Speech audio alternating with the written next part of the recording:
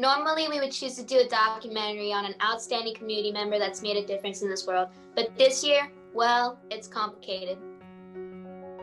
Our topic this year will focus on something a little close to the home. Okay, a lot closer to home. Us. For 365 days and counting, we've been placed in what we call the isolated classroom. A worldwide pandemic shut the doors of our school and forced us to do life a different way. This documentary will highlight our lives during this time. Hopefully you'll laugh with us and maybe even cry with us. So here's a virtual walk through our 365 24/7 history-making lives. Yeah, so one of the difficulties I have is I set all my alarms and everything, it's all going great, and then they just don't go off or I just don't hear them and I miss all my classes.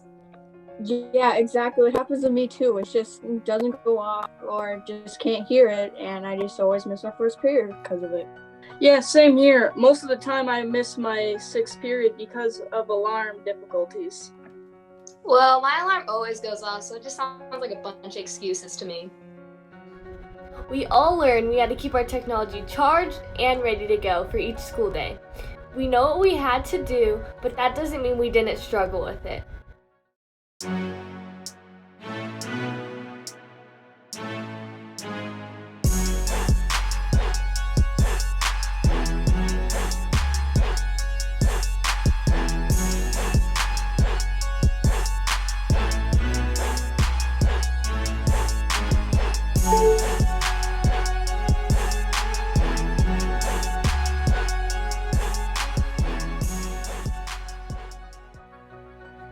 Our poor teachers, when COVID hit, they were asked to change everything they knew about teaching.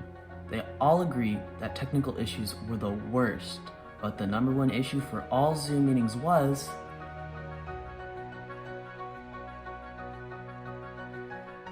Spatati, you're muted. Muted!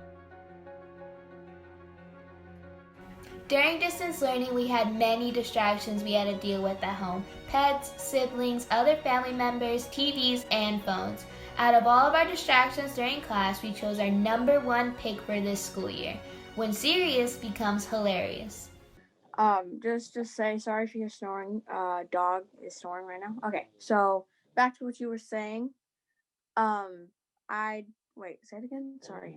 Oh my gosh, that's awesome that your dog's snoring. I love it. Don't change it. So if you had a friend that had an issue with not only gaming, but also respect for their families, what would you say? I'd first try and tell them that that's not the right thing to do. First, try to get your parents and everything situated first, and be more respectful to them, because you know how much they do for you. For the school part, I just tell them, how about do your homework first and then worry about whatever you have to do after. And then yeah. I'm sorry. You may wonder how being an online student has changed us. Let's look at a few answers to that question so you can see just what we've experienced. Online school has changed me.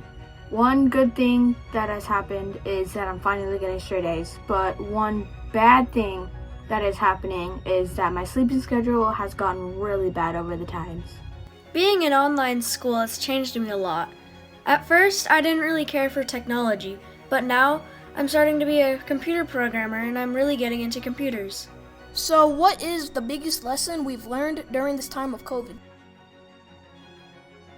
The biggest lesson I have learned during the time of COVID was to be patient with the technology, how differently it is to meet someone in person than it is online, such as teachers and students, because we don't have much conversations with them, and how going in person to school is very valuable and important than online because it's harder. But I'm not saying online is the worst option we have right now during COVID. It's actually the best, so we just got to stick with it, and online school is what we have available, and we shouldn't take anything for granted because we are still learning in person or online.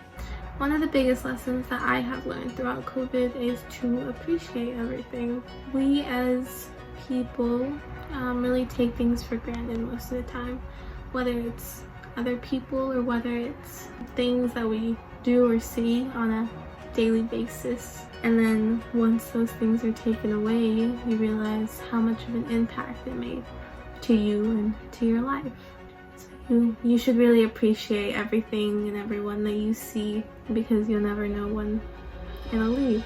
Now that we're coming out on the other side of this pandemic, we asked ourselves this question: if I could tell my March 13th, 2020 self one thing, looking back, what would it be? What would I tell myself if I went back to pretty sure it was 13th. If I'd go back to March 2020, I'd tell myself not to procrastinate. Stay strong. Everything will get better soon. May not seem like it at first, but it'll get better. Looking back over last year has been really emotional for all of us. Things we took for granted, like going to school, were suddenly gone. Zoom screens became our classrooms, our teachers were all digital, and we interacted with everything in our lives from a distance. Time seemed to lose its meaning, as we did. Same thing day after day, but time showed us what was really important: our families, our education, and our attitudes. It's easy to look back on what we lost during this time, but we're going to look at what we gained. Appreciate everything. Learn from everything you do. Don't take anything for granted, and remember to appreciate and uplift the people in your lives that are there to help you. It seems like all this happened just yesterday and 10,000 years ago at the same time. We're so thankful things are starting to look brighter, including the future for all of us.